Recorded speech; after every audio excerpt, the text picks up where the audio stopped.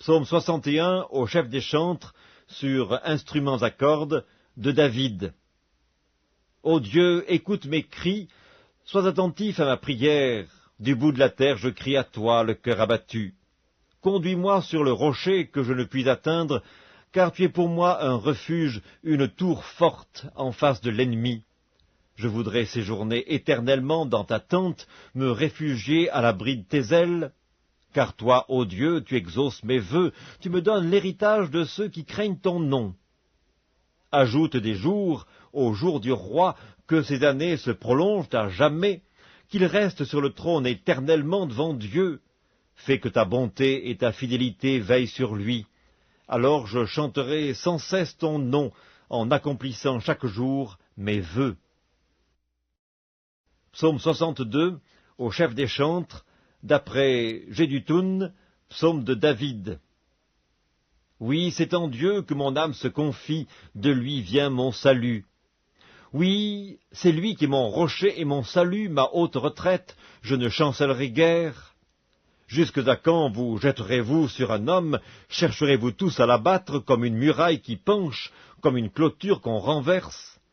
Ils conspirent pour le précipiter de son poste élevé, ils prennent plaisir au mensonge, ils bénissent de leur bouche, et ils maudissent dans leur cœur.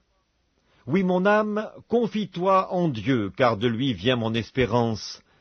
Oui, c'est lui qui est mon rocher et mon salut, ma haute retraite, je ne chancellerai pas. Sur Dieu repose mon salut et ma gloire, le rocher de ma force, mon refuge est en Dieu. En tout temps, peuple, confiez-vous en lui, répandez vos cœurs en sa présence, Dieu est notre refuge. Oui, vanité, les fils de l'homme, mensonge, les fils de l'homme. Dans une balance, ils monteraient tous ensemble, plus légers qu'un souffle. Ne vous confiez pas dans la violence, et ne mettez pas un vain espoir dans la rapine. Quand les richesses s'accroissent, n'y attachez pas votre cœur. Dieu a parlé une fois, 2 fois j'ai entendu ceci. C'est que la force est à Dieu. À toi aussi, Seigneur, la bonté, car tu rends à chacun selon ses œuvres. Psaume 63, psaume de David, lorsqu'il était dans le désert de Juda.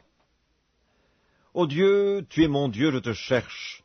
Mon âme a soif de toi, mon corps soupire après toi dans une terre aride, desséchée sans eau. Ainsi je te contemple dans le sanctuaire pour voir ta puissance et ta gloire, car ta bonté vaut mieux que la vie. Mes lèvres célèbrent tes louanges, je te bénirai donc toute ma vie, j'élèverai mes mains en ton nom. Mon âme sera rassasiée comme de mets gras et succulents, et avec des cris de joie sur les lèvres, ma bouche te célébrera.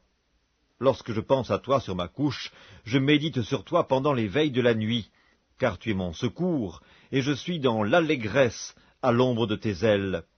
Mon âme est attachée à toi, ta droite me soutient, mais ceux qui cherchent à m'ôter la vie iront dans les profondeurs de la terre. Ils seront livrés au glaive, ils seront la proie des chacals, et le roi se réjouira en Dieu. Quiconque jure par lui s'en glorifiera, car la bouche des menteurs sera fermée. Psaume 64, au chef des chantres, psaume de David.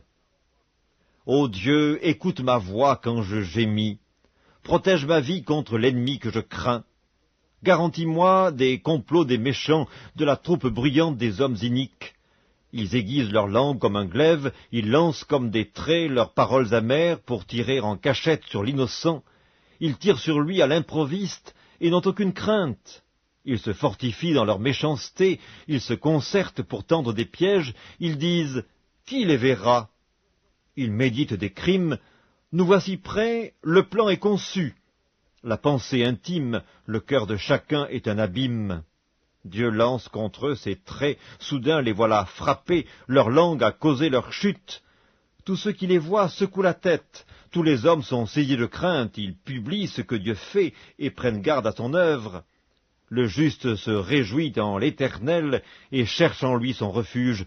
Tous ceux qui ont le cœur droit se glorifient. Psaume 65, au chef des chantres, psaume de David, cantique. Avec confiance, ô Dieu, on te louera dans Sion, et l'on accomplira les vœux qu'on t'a faits. Ô toi qui écoutes la prière, tous les hommes viendront à toi. Les iniquités m'accablent, tu pardonneras nos transgressions. Heureux celui que tu choisis et que tu admets en ta présence, pour qu'il habite dans tes parvis. Nous nous rassasierons du bonheur de ta maison, de la sainteté de ton temple. Dans ta bonté, tu nous exauces par des prodiges, Dieu de notre salut, espoir de toutes les extrémités lointaines de la terre et de la mer.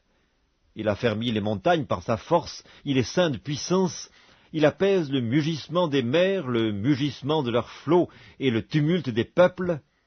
Ceux qui habitent aux extrémités du monde s'effraient de tes prodiges, tu remplis d'allégresse l'Orient et l'Occident, tu visites la terre et tu lui donnes l'abondance, tu la combles de richesses. Le ruisseau de Dieu est plein d'eau, tu prépares le blé quand tu la fertilises ainsi. En arrosant ses sillons, en aplanissant ses mottes, tu la détrempes par des pluies, tu bénis son germe, tu couronnes l'année de tes biens et tes pas versent l'abondance. Les plaines du désert sont abreuvées et les collines sont ceintes d'allégresse. Les pâturages se couvrent de brebis et les vallées se revêtent de froment. Les cris de joie et les chants retentissent.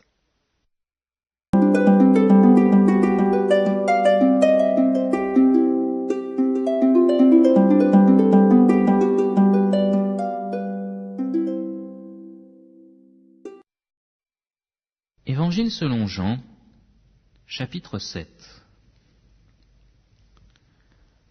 Après cela, Jésus parcourait la Galilée, car il ne voulait point parcourir la Judée, parce que les Juifs cherchaient à le faire mourir. Or la fête des Juifs, celle des Utes, était proche. Ses frères lui dirent, « Pars d'ici et va en Judée, afin que tes disciples contemplent aussi les œuvres que tu fais. Personne n'agit en secret s'il cherche à se mettre en évidence. Si tu fais ces choses, manifeste-toi au monde. » En effet, ses frères non plus ne croyaient pas en lui.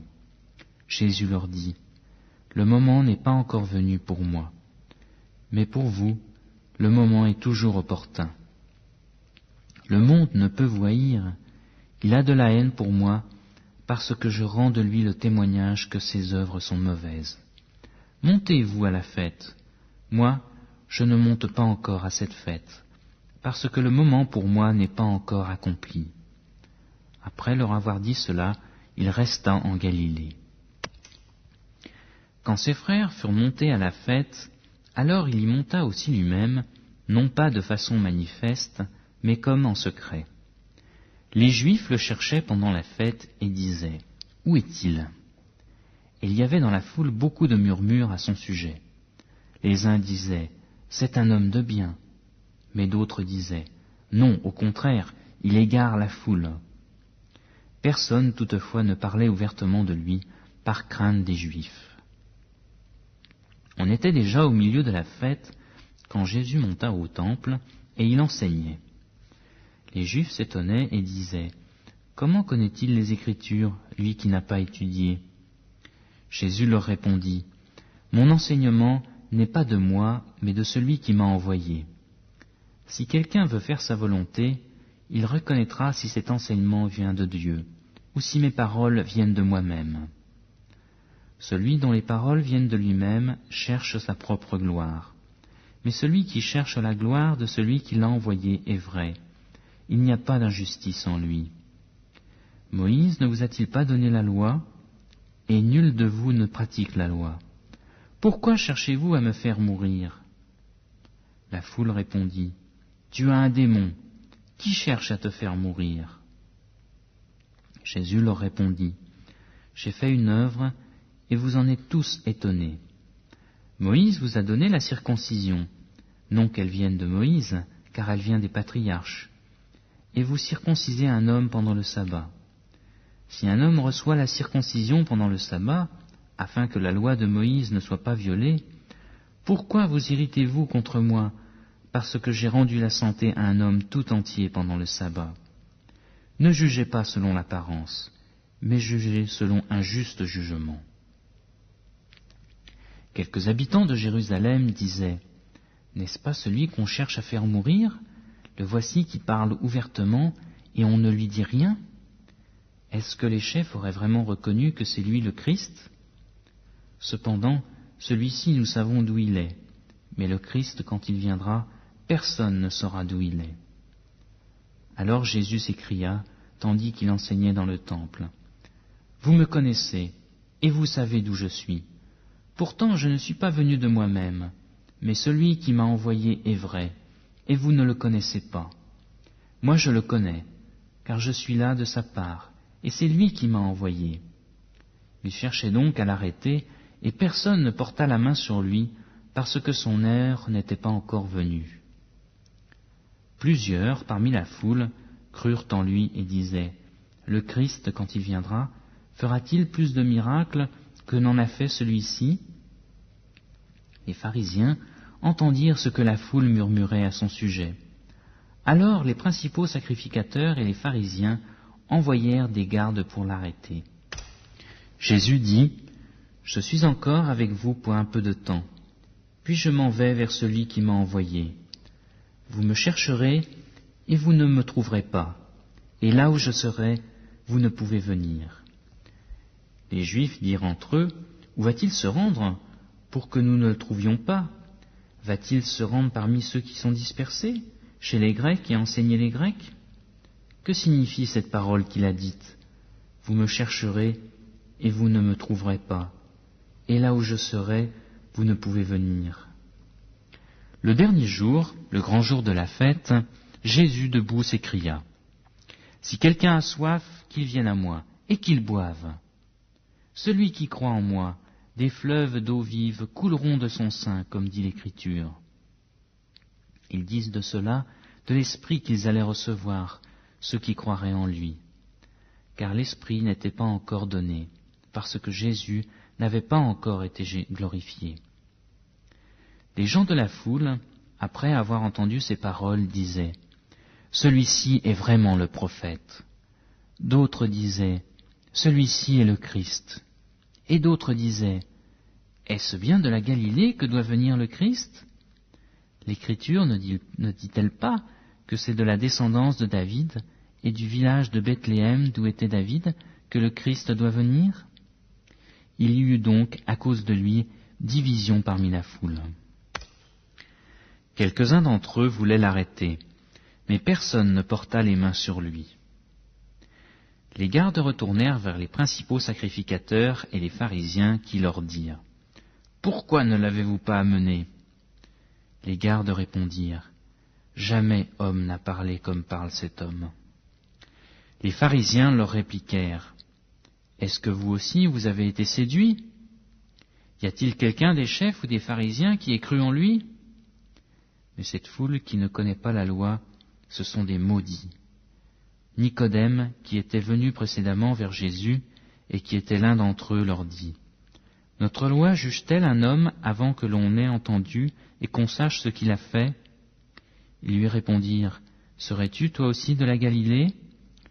Cherche bien, et tu verras que de la Galilée il ne sort pas de prophète. »